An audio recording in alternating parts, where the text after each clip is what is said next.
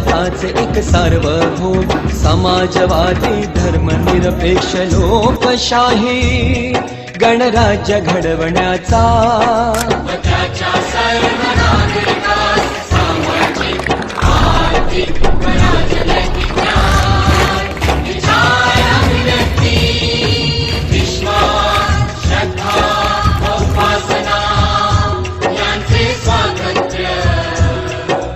दर्जाची व संधीची समानता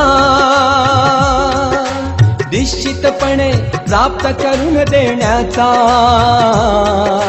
आणि त्या सर्वांमध्ये व्यक्तीची प्रतिष्ठा व राष्ट्राची एकता आणि एकात्मता